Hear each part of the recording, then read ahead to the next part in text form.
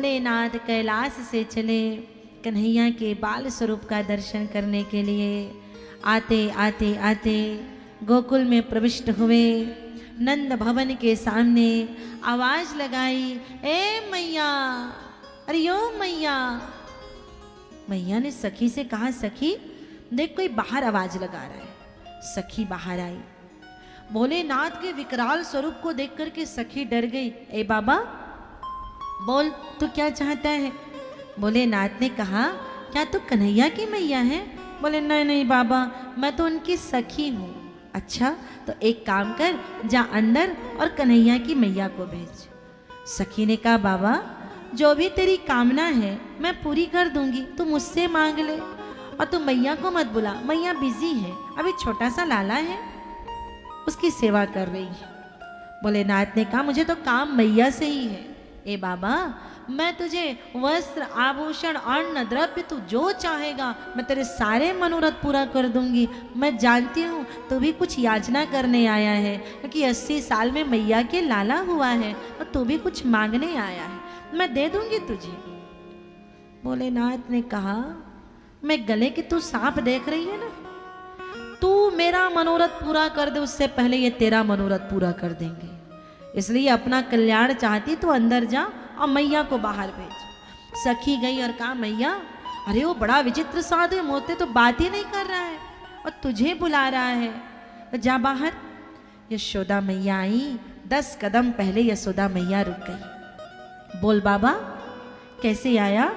अरे देखने में तो तू शंकर के जैसा लगता है। भोलेनाथ ने कहा, मैया बिल्कुल सही पहचाना, कैलाश से आया हूँ, शंकर का पड़ोसी हूँ, अगल बगल दोनों रहते हैं और मैं बस दर्शन करने आया। मैया ने कहा, किसका दर्शन?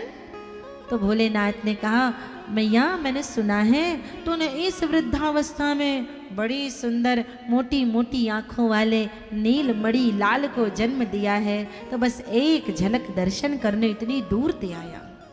मैया ने कहा, देख बाबा तू कैलाश में रहता है तो कहीं वहाँ बहुत ठंड लगती होगी, तो तुझे रजाई दे दूँ, कंबल दे दूँ, हीटर दे दूँ, तुझे वस्त्र आभूषण दे दूँ, तेरी पत्नी के लिए नए नए प्रकार के आभूषण दे सकती हूँ, लेकिन बाबा लाला के दर्शन तो नहीं कराऊंगी। भोलेनाथ अड़ गए। ए मैया एक बार दिखा दे फिर मैं चला जाऊंगा। मैया ने कहा, देख बाबा तेरे सर्प और बिच्छू को देख करके मुझे डर लग गया, तो मेरा तो छोटा सा लाला है, वो कहीं डर जाएगा तो ना ना ना ना ना, और कुछ कहना हो तो कह ले, नहीं तो मैं जा रही हूँ। भोलेनाथ बड़ी विनती करने लगे, मैया एक बार दिखा दे।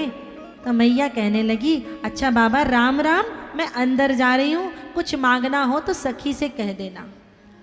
भोलेनाथ ने कहा, मैया मेरा राम ही तो तेरा श्याम बन करके आया है, मैं तो सुबह से शाम तक राम राम राम राम राम राम ही करता हूँ और उसी राम को देखने आया हूँ।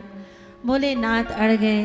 कहा, मैया तू जानती नहीं है, यदि तूने द्वार बंद कर दिया तो फिर मैं हड़ताल में बैठ जाऊंगा। तो मैया ने कहा, बैठ जा, मेरा कोई एक द्वार थोड़ी नहीं है जो तू हड़ताल में बैठ जाएगा, 84 द्वार हैं, कोई सा भी खोल लूंगी। भोलेनाथ ने कहा, मैया कैलाश का जोगी हूँ, छोटा मोटा साधु नहीं, 84 रूप बना लूंगा। मैया ने कहा, तो जो करना है तू कर ले, मैं चली। और मैया चली गई अंदर। भोलेनाथ कन्हैया से निवेदन करने लगे, प्रभु इतनी दूर से आया हूँ आपके बाल स्वरूप का दर्शन करने, क्या करूँ मैं? तो इसी समय कन्हैया की बड़ी प्यारी मीठी लीला है। कन्हैया मचल मचल करके जोर जोर से किलकारी भर के हुआ हुआ हुआ हुआ लाला रोने लगे। तो सखी ने कहा, मैया तू मान या ना मान, वो जो बाहर जोगी खड़ा है ना उसके होंठ हिल रहे हैं, हो ना हो उसी ने कोई जादू टोना कर दिया हो। तो मैया ने कहा, जा पूछ करके आना उस बाबा को क्या झाड़ा लगाने आता है, झाड़ा फूक करने आता है। सखी आई, ए बाबा क्या तुझे टोना उतारने आता है, झाड़ा लगाने आता है? भोलेनाथ ने कहा, अरे लेकर के आ तो सही, एक बार ऐसा झाड़ा लगाऊंगा कि आज के बाद कभी दोबारा नहीं रोएगा, लेकर के आ तो सही। सखी अंदर गई, चल मैया तुझे बुला रहे हैं, लाला को लेकर के चल। अब भैया चली कन्हैया को लेकर के। भोलेनाथ ने कहा अब आया ऊंट पहाड़ के नीचे, अब लाई मैया।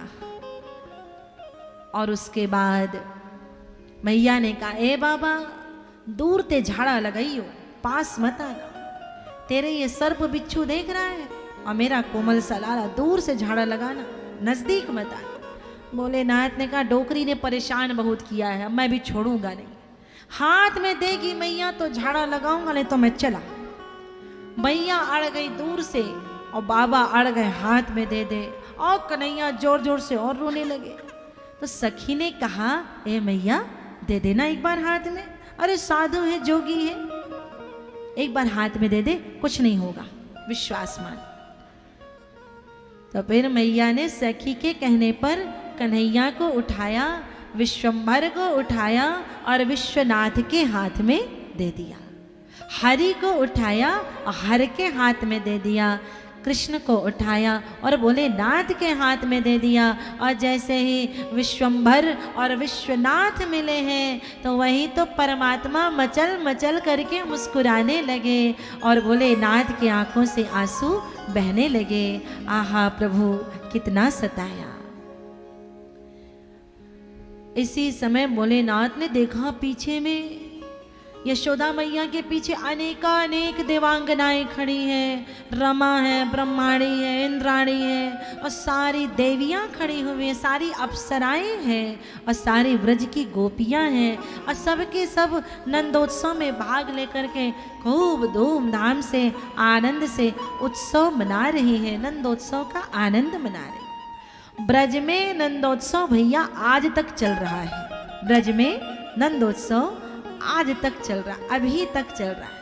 हमने जिसे कल 20-25 मिनट में मना लिया वो ब्रज में अभी तक चल रहा है।